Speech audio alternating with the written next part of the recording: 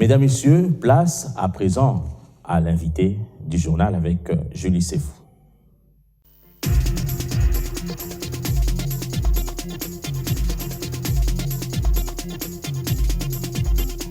L'incivisme routier est la principale cause des problèmes de route à Kinshasa et en République démocratique du Congo. Comment renverser la tendance sans les changements de mentalité? C'est justement là le cheval de bataille de la coordination pour le changement de mentalité en campagne au civisme routier depuis déjà un mois. Et nous faisons le point avec son coordonnateur adjoint en charge des opérations, Monsieur le Corda, Justin Bendissana. Bienvenue à vous. Merci.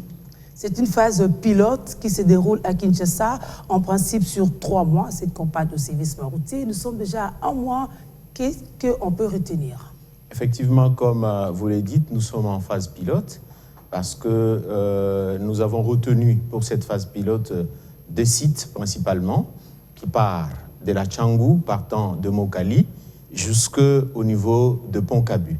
Et nous avons pris l'autre axe qui part de Maison Mbungu vers le Kitambo Magasin jusqu'au niveau des DGC. Voilà les 2 sites que nous avons choisis pour cette phase pilote. Mais le résultat auquel on s'attendait est très satisfaisant pour notre part. Voilà. Alors, il s'agit essentiellement de la vulgarisation, de la sensibilisation au code de route. Quelle est la perception des différents usagers des routes? Parce que vous et moi sommes aussi des usagers de route. Voilà, la perception est très bonne, partant de piétons à l'automobiliste jusqu'aux motocyclistes. Cette catégorie essentiellement nous a agréablement surpris par la réceptivité que nous avons observée aux différents sites où nous opérons. Et nos amis motocyclistes, contrairement à l'opinion qui est répandue à leur sujet, nous avons été très agréablement surpris de voir que ces personnes sont prêtes à changer, sont disposées à faire ce que nous leur demandons. Et nous avons utilisé une méthodologie, une approche qui est plutôt conciliante et ils sont coopératifs. Il y a également les automobilistes qui suivent les instructions données par nos volontaires qui sensibilisent. Il y a également les piétons qui aussi sont contents de cette action. Donc bref, tous les usagers de la route, nous sommes à ce stade totalement satisfaits de l'accueil qui nous a été fait par la population par rapport à cette campagne. Que dire alors de certaines autorités, sinon de certaines personnalités, voudrions nous dire? Que dire de manque de parking ou de délocalisation des parkings qu'on vit jusqu'ici? Que dire du laxisme dans les stationnements?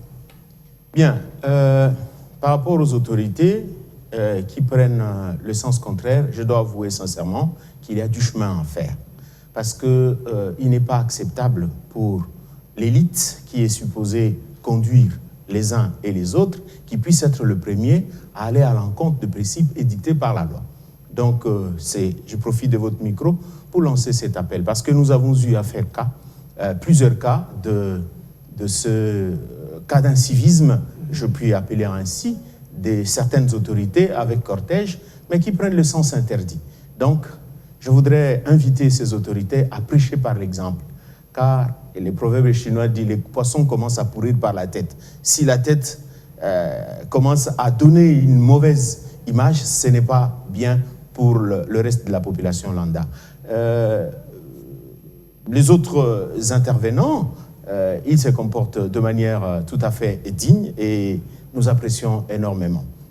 Il était prévu 7 axes. Vous aviez déjà énuméré les 2 axes où on est déjà très opérationnel. Qu'est-ce qu'on fait des autres axes? Voilà, d'ici la fin de la semaine, nous atteindrons effectivement 1 mois. Nous allons, de par les résultats que nous obtenons du terrain, il s'avère effectivement que nous devons pouvoir nous étendre sur les autres axes. Parce que dès l'évaluation de cette phase pilote dépendra la suite de nos actions. Et l'évaluation ne prend pas que la sensibilisation elle-même, mais elle prend aussi d'autres aspects qui interviennent pour la mise en œuvre effective de cette sensibilisation. Quand vous parlez d'évolution, c'est parce qu'il n'y a pas que la CCM, il y a tous les autres agents qui opèrent dans la régulation de la route avec qui vous êtes en collaboration étroite, c'est ça? Oui, nous voulons d'ailleurs profiter de cette micro pour saluer la participation active et une collaboration sincère entre la Commission nationale de prévention routière, la police des circulations routières, les jeunes volontaires et d'autres organisations non gouvernementales comme CAPER qui nous accompagnent dans cette campagne. Donc, nous apprécions énormément l'implication des uns et des autres, ce qui fait que avec la fusion, la fédération de plusieurs acteurs qui interviennent dans les secteurs, nous arrivons à ce résultat qui, nous le pensons, si nous le multiplions, finira par migrer les comportements des uns et des autres vers l'idéal auquel on vise. Alors, la lutte pour le changement de mentalité est un combat de longue haleine, on le sait. Parlez-nous des difficultés rencontrées. Bon, premièrement, le changement a toujours été perçu par certaines personnes de manière à ce qu'il soit résistant. Voilà, ça c'est une difficulté inhérente à toute personne humaine, à toute organisation. Mais à force de dire et de présenter le bien fondé de la chose, nous considérons que plusieurs personnes commencent à emboîter les pas et à nous suivre. Mais la deuxième difficulté, c'est également par rapport aux moyens. Les moyens, parce que pour pouvoir nous permettre de nous étendre sur plusieurs sites, ça nécessite la prise en charge, n'est-ce pas, de ces volontaires.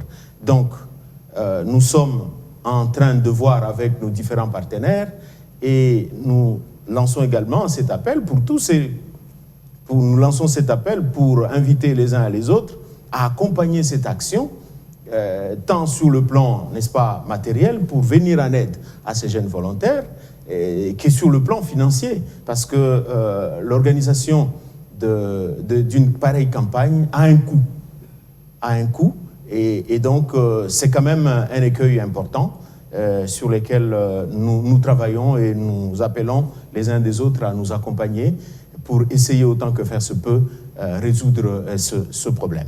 Quels sont entre autres les défis que la CCM est appelée à relever, les défis déjà identifiés par vous?